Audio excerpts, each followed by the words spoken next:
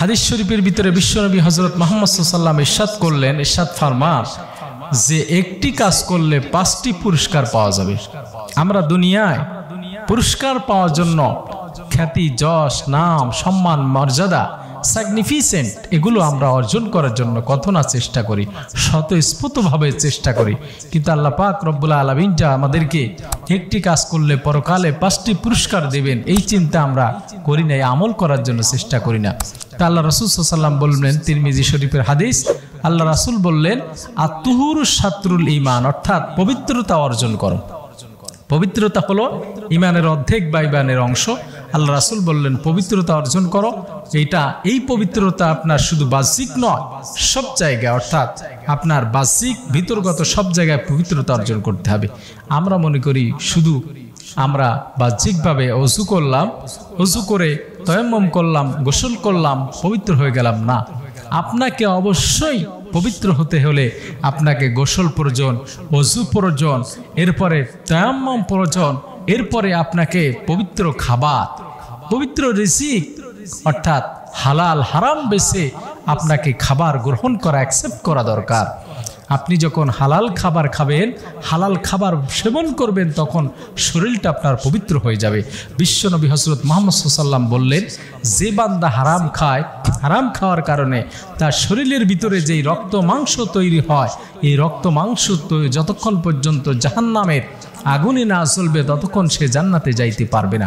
এই জন্য আত-তুহুরু শাতরুল ঈমান, আল্লাহ রাসূল বললেন 5টা পুরস্কার একটি কাজ করলে সেই কাজটি হলো আপনাকে পবিত্র হতে হবে বাহ্যিক ভিতরগত সব জায়গায়।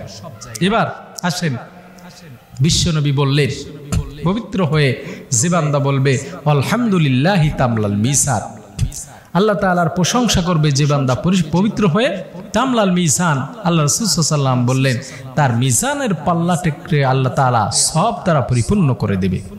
এরপরে আল্লাহ রাসূল বললেন যে বান্দা তারপরে বলবে সুবহানাল্লাহি আলহামদুলিল্লাহি তামলানি, বহু বচন এখানে দিয়েছে, আও তামলানি মা বাইনাস সামাওয়াতি ওয়াল আরদ, অর্থাৎ যে বান্দা এরপরে পবিত্র হয়ে সুবহানাল্লাহ আলহামদুলিল্লাহ বলবে, ওই বান্দার জন্য আসমান আর জমিনের যত জায়গা আছে সব জায়গা ভরাট হতে যত প্রয়োজন এত সব দিয়ে বান্দাকে আল্লাহ তাআলা পরিপূর্ণ করে দেবে। সুবহানাল্লাহি বিহামদি। এরপরে পুরস্কার 2টা গেল। 3 নম্বর পুরস্কার হচ্ছে আল্লাহ রাসূল সাল্লাল্লাহু আলাইহি ওয়াসাল্লাম বললেন যে অসলাতু নূর, যে পবিত্র হয়ে সালাত কায়েম করবে, নামাজ কায়েম করবে, নামাজ ঠিকমতো আদায় করবে, অসলাত নূর, তার জন্য এই সালাতটাকে, নামাজটাকে আল্লাহ রাব্বুল আলামিন নূর বানিয়ে দেবেন, আলো বানিয়ে দেবেন। অন্ধকার গহীন কবর, সেই কবরের ভিতরে আপনার আলো নাই, বাতি নাই, এই কবরের ভিতরে আল্লাহ তাআলা নামাজকে নূর বানিয়ে দেবেন, আলো বানিয়ে দেবেন। আর নামাজ যখন নূর আলো হয়ে যাবে, চিন্তা করে দেখেন যে একটা ঘরের ভিতরে, একটা ভয়ঙ্কর জায়গার ভিতরে, একটা গর্তের ভিতরে আপনাকে যদি রেখে আসা হয়, সেখানে আলো না থাকে তাহলে ভয় লাগবে কি লাগবে না? কিন্তু সেখানে যদি আলোর ব্যবস্থা থাকে তাহলে ভয় অনেকাংশে কমে যাবে। এই জন্য আল্লাহ রাসূল বললেন যারা এইভাবে পবিত্রতা অর্জন করে সালাত কায়েম করবে, সালাত নূর, সালাতটা তাদের আলো হয়ে যাবে। এরপরে 4 নম্বর পুরস্কার আল্লাহ রাসূল সাল্লাল্লাহু আলাইহি ওয়াসাল্লাম বললেন ওয়াসসাদাকাতি বুরহান, অর্থাৎ সদাকা, দান সদকাকে আল্লাহ রাসূল সাল্লাল্লাহু আলাইহি ওয়াসাল্লাম বললেন দলিল বানিয়ে দেবেন আল্লাহ পাক রব্বুল আলামিন তার পক্ষে। এরপরে ওয়াসসাবরি দিয়াউন আল কুরআনু হুজ্জাতুল লাকা, কুরআনকে আল্লাহ তাআলা তার দলিল বানিয়ে দেবেন। আল্লাহ পাক রব্বুল আলামিন কোরআন কারিমে সূরাতুল জুমার 108 নম্বর আয়াত নাযিল করলেন। আল্লাহ পাক রব্বুল আলামিন বিশ্বনবীর পরে কোরআনের আয়াত নাযিল করে সূরাতুল জুমার এই আয়াতটি আল্লাহ পাক রব্বুল আলামিন বিশ্বনবীর পরে নাযিল করে আল্লাহ পাক রব্বুল আলামিন যারা পবিত্র থাকে তাদের প্রশংসা করলেন। আল্লাহ পাক রব্বুল আলামিন প্রশংসা করলেন যারা পবিত্র থাকতো, যারা পবিত্র থাকে তাদের প্রশংসা করার জন্য আল্লাহ শিক্ষা দিলেন। মদিনার কুবা নামক একটি জায়গা ছিল, সেই জায়গার মানুষগুলো পবিত্র থাকতো। আল্লাহ পাক রব্বুল আলামিন তাদের প্রশংসা করে আল্লাহ পাক আমাদেরকে জানিয়ে দিলেন। আল্লাহ বলেন ফিহি রিজালুন ইউহিব্বুনা আন ইয়াতাতাহহারু তাতাহহারু ওয়াল্লাহু ইউহিব্বুল মুতাতাহহিরিন। আল্লাহ পাক রব্বুল আলামিন বলে মদিনার নিকটবর্তী কুবা এলাকার লোকজন পরিষ্কার পবিত্রতা থাকতো, পরিষ্কার পরিচ্ছন্ন হতো, পরিষ্কার পরিচ্ছন্নতা তারা অর্জন করত, নাজাসাত থেকে পবিত্রতা তাহারাত অর্জন করত।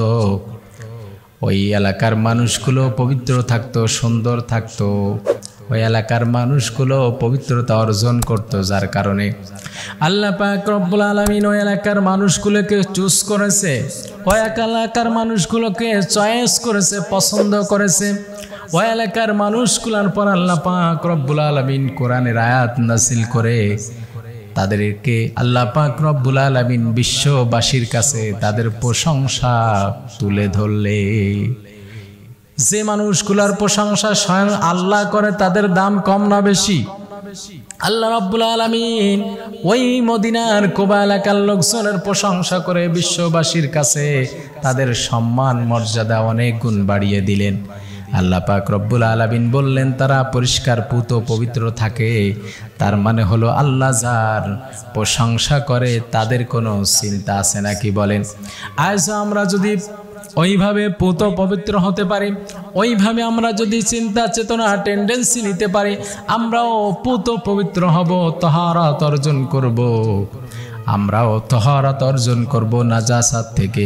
আমরা সুদ খাবো না, ঘুষ খাবো না, কোনো হারাম ইনকাম করব না, আমরা কোনো অবৈধ খাবার খাবো না, আমরা কোনো ভেজাল খাবার খাবো না, কোনো ভেজাল খাদ্য মানুষদেরকে খাওয়াবো না, কোনো ভেজাল মিক্সার করব না, কোনো ভেজাল মানুষদেরকে দেব না, কোনো মানুষের ক্ষতি করব না, কোনো মানুষকে ভেজাল খাওয়াবো না, নিজেও খাবো না।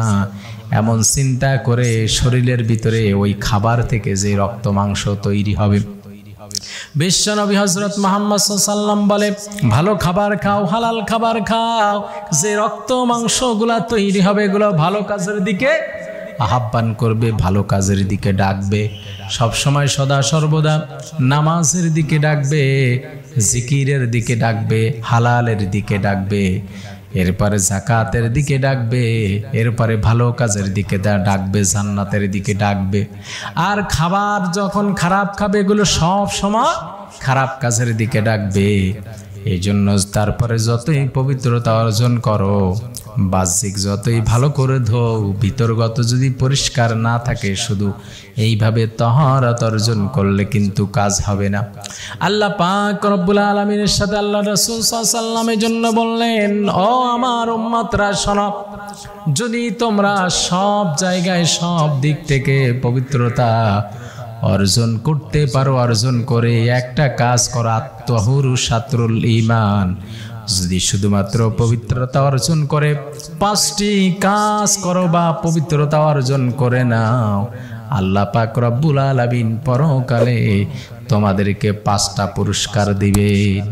আল্লাহ রাসূল সাল্লাল্লাহু আলাইহি সাল্লাম বললেন, পবিত্র হও, পবিত্র হই আলহামদুলিল্লাহ বলো, তামলাল মিজান, মিজানের পাল্লাকে তোমার ভারী করে দেবে আল্লাহ।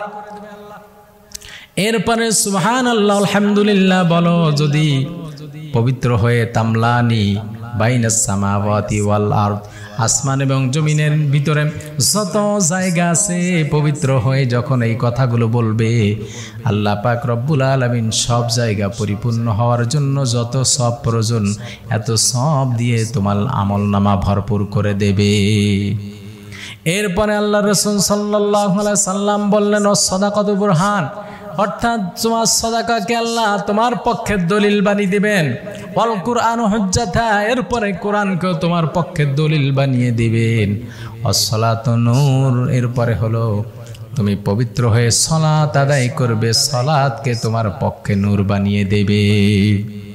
একবার চিন্তা করে দেখেন, অন্ধকার গহীন কবর, এই অন্ধকার গহীন কবরে কোনো আলোর ব্যবস্থা থাকবে না। দুনিয়া এত আলো, এত ফোকাস, এত হাজার ওয়াটের ভাল্ব আপনি জ্বালান শুধুমাত্র আলো করার জন্য, ঘরটাকে আলোকিত করার জন্য। যদি ঘরের ভিতরে কারেন্ট চলে যায়, বিদ্যুৎ চলে যায়, লোডশেডিং হয়ে যায়, ভয় লাগে, ঘরের ভিতরে থাকতে পারি না।